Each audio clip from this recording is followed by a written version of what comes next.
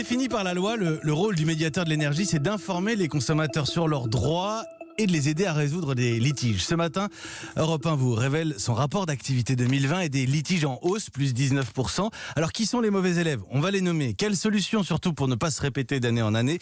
Mon invité, Frédéric Ferriot, directrice générale des services du médiateur de l'énergie. Le tête-à-tête. Mathieu Béliard. Bonjour Frédéric Ferriot. Bonjour Mathieu Béliard. Et merci d'avoir choisi le tête-à-tête Europe Matin pour exposer, détailler et expliquer évidemment ce qui cloche entre les Français et leurs fournisseurs d'énergie. D'une façon générale, vous dénoncez l'incapacité de certains fournisseurs à régler rapidement, correctement les simples réclamations des clients. C'est cela, effectivement. Cette année, on dénonce, alors on le dénonce chaque année, mais cette année encore plus, puisque vous l'avez dit, on a des litiges qui augmentent de 19%. Et c'était déjà plus 35% il y a un an. Effectivement, et même si on compare par rapport à 2016, on a plus que doublé. Donc oui, on cite les mauvais élèves, et cette année plus particulièrement, on décerne un carton rouge au fournisseur Total Direct Énergie, un filiale du groupe Total, troisième fournisseur d'électricité et de gaz sur le marché français, qui a de plus en plus de réclamations non traitées pour des cas très très simples et qui font l'objet de saisines du médiateur de l'énergie. Alors, il y a 4 fournisseurs principaux, il y en a d'autres, mais 4 principaux dans l'ordre d'importance: EDF, Engie, Total Direct Energy, oui, et Eni, l'italien. Exactement. Simplement, quand vous dites des litiges simples, des choses simples à régler, vous pensez à quoi concrètement? Eh bien, par exemple, vous déménagez, vous résiliez votre contrat et la facture de résiliation n'arrive jamais, vous continuez d'être prélevé. Vous avez une facture en votre faveur, le fournisseur vous doit de l'argent, vous ne parvenez pas à le récupérer, ou alors, eh bien, vos factures sont bloquées, vous les réclamez, mais elles n'arrivent jamais.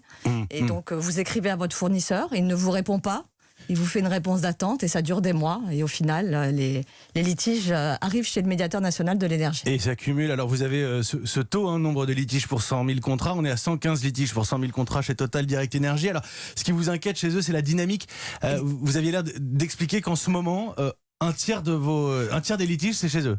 Effectivement, alors c'est vrai que 115, quand on regarde notre palmarès des fournisseurs, c'est pas lui qui a le taux le plus élevé, mais on constate qu'on a de plus en plus de plaintes de clients de Total Direct Energy. Ça augmente continuellement depuis le deuxième semestre 2020, et là depuis le début de l'année, effectivement, on a 35% des litiges pour lesquels on intervient en médiation qui concernent ce fournisseur, et toujours pour des cas finalement très très simples. Donc on déplore que Total ne mette pas les moyens pour traiter les réclamations de ses clients, que ce soit le service public du médiateur qui s'en occupe. Oui, et ce que vous dites entre les lignes dans votre rapport, c'est que Total ne met pas les moyens alors qu'il les a.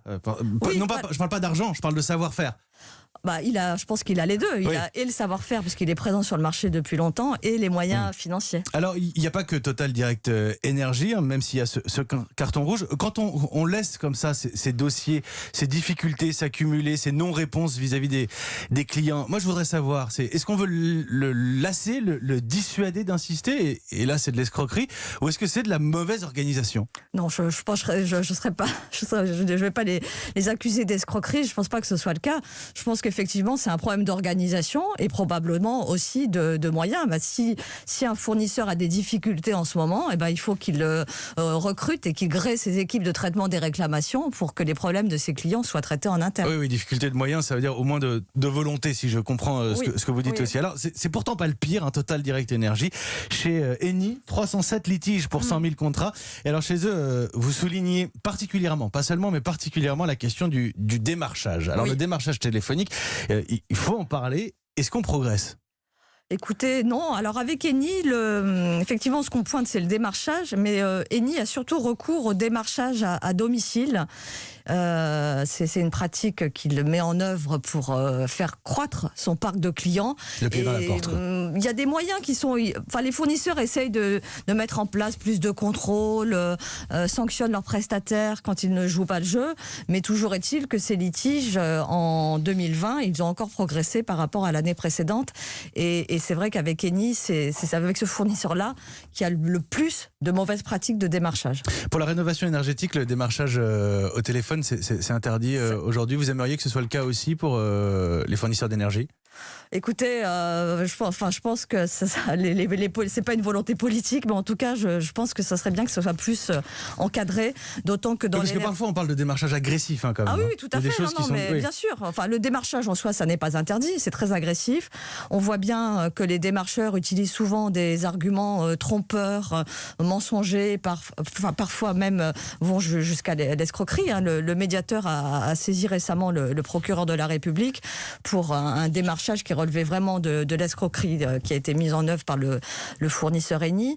Donc, qu'est-ce qu'il disait? C'est cette dame de 98 ans? Voilà, c'était une personne effectivement qui était en EHPAD depuis 3 ans et elle a reçu au bout de 3 ans des factures d'Eni parce qu'un démarcheur avait dû faire un faux contrat à son nom. Sur son domicile, qu'elle n'occupait plus. Voilà, dans son domicile. Alors, plus de 27 000 demandes auprès de vos services en 2020, plus 19% en un an, on l'a dit, mais la dynamique que vous observez, est-ce qu'elle est à comparer avec la dynamique d'ouverture à la concurrence? Alors là, on remonte à 2007 oui, pour l'ouverture à la concurrence, mais ça a mis du temps. Est-ce que là, tout simplement, on ne peut pas se dire plus de clients ailleurs que chez l'opérateur historique, c'est plus de litiges mécaniquement?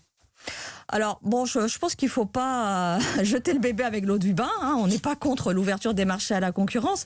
Ce qui se passe, c'est comme dans tout secteur, quand il y a des changements contractuels, vous changez de contrat, vous changez de fournisseur, c'est là que le taux d'accidentologie va se révéler. Quand on est client depuis 20, 30 ans chez le même fournisseur... Oui, c'est ce que je voulais dire. Ça va se stabiliser. On peut espérer que ça se stabilise derrière? Oui, on espère. Là, le marché de l'énergie, même s'il est ouvert depuis 10 ans, il n'est pas encore mature. En électricité, vous avez encore 70% des Français qui sont clients du fournisseur historique EDF. Donc, on pense que c'est pas fini, mais qu'à la fin, les choses vont se tasser. Il y a plein de nouveaux entrants qui maîtrisent pas encore les règles de fonctionnement du marché. C'est pour ça aussi qu'il y a des problèmes. D'un mot, pour terminer, si on se projette, vous vous préoccupez du lancement prochain de ce qu'on appelle les offres à tarification dynamique. Oui. Qu'est-ce que c'est? Alors, les offres à tarification dynamique, ce sont des offres dont les prix vont évoluer heure par heure en fonction des prix de l'électricité sur les marchés de gros.